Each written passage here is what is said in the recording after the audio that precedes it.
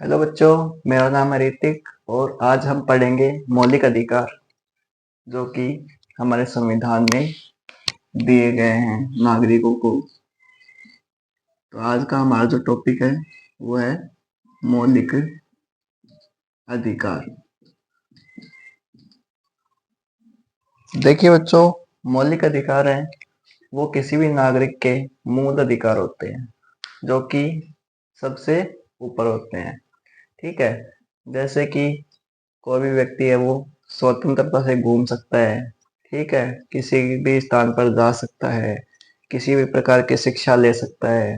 ठीक है, कुछ भी खा सकता है। ठीक है, ये चीजें क्या होती है आपके स्वतंत्रता है, समानता है, शिक्षा के अधिकार, ये कुछ अधिकार आपको दिए जाते हैं। ठीक है, तो आज हम पढ़ेंगे मौलिक अधिकार के बारे में। मौलिक अधिकार है वो आपके संविधान के भाग 3 में दिए गए हैं। संविधान के भाग 3 में दिए गए हैं। ठीक है, अब ये भाग क्या है? ये संविधान में भाग है, यानी अलग अलग हिस्से हैं जिसमें अलग अलग प्रावधान है, अलग अलग कानून व्यवस्थाएं की चीजें दी गई है। उन्हीं में से है भाग 3, जिसके अंदर आपको मौलिक अधिकारों के बारे में जानकारी मिलती है। ठीक है, और इस भाग 3 को संविधान के भाग 3 को मैग्ना कार्टा की संज्ञा दी गई है। ठीक है, संविधान के भाग 3 को, जिसमें कि मौलिक अधिकार आपका, उनको मैग्ना कार्टा की संज्ञा दी गई है। ठीक है, अब बात करते हैं मौलिक अधिकार है वो कितने हैं।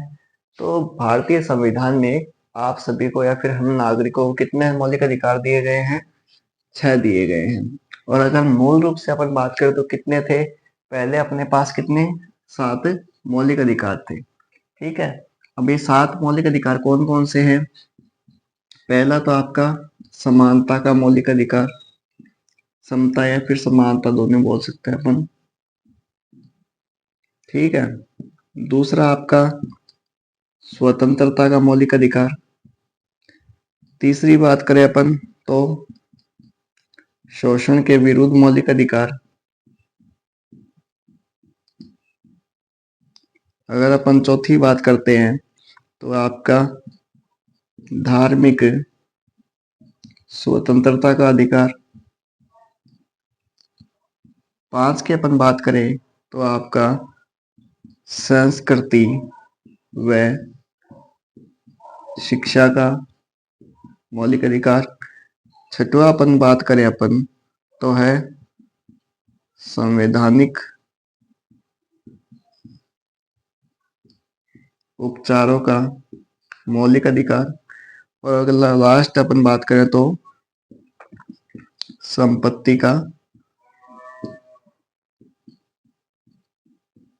मौलिक अधिकार।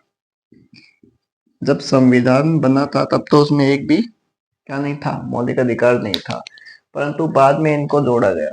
तो कितने मौलिक अधिकार जोड़े गए? 7 मौलिक अधिकार जोड़े गए। कौन कौन से अपन बात करें तो समता या फिर समानता का मौलिक अधिकार हो गया। दूसरा है स्वतंत्रता का मौलिक अधिकार। तीसरा है शोषण के विरुद्ध मौलिक अधिकार। चौथा है धार्मिक स्वतंत्रता का मौलिक अधिकार। फिर है संस्कृति व शिक्षा का मौलिक अधिकार।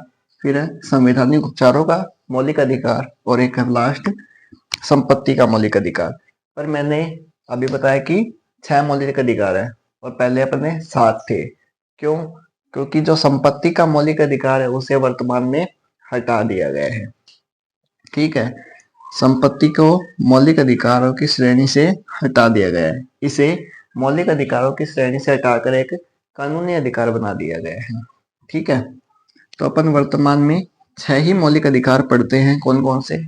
समता या फिर समानता का मौलिक अधिकार, स्वतंत्रता का मौलिक अधिकार, शोषण के विरुद्ध मौलिक अधिकार, धार्मिक स्वतंत्रता, संस्कृति व शिक्षा और संवैधानिक उपचारों का अधिकार।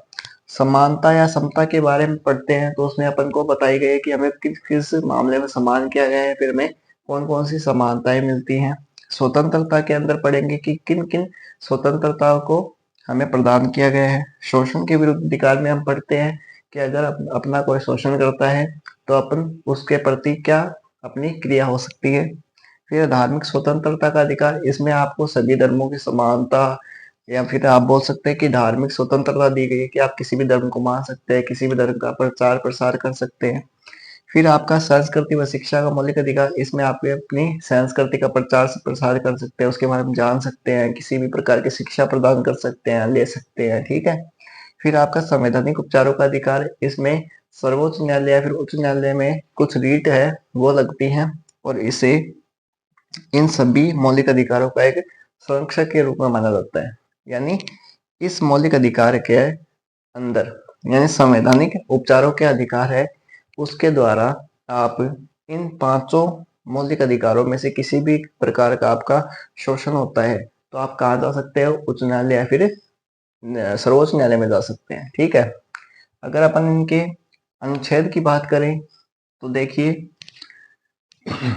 मौलिक अधिकार है वो आपके अनुच्छेद 12 से 35 तक दिए गए हैं, जिनमें से समता या फिर समानता, स्वतंत्रता है, शोषण के विरुद्ध है या फिर धार्मिक है, तो इनके अलग अलग अनुच्छेद है।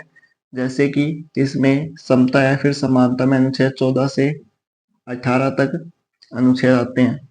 स्वतंत्रता की बात करें तो अनुच्छेद 19 से 22 तक आते हैं।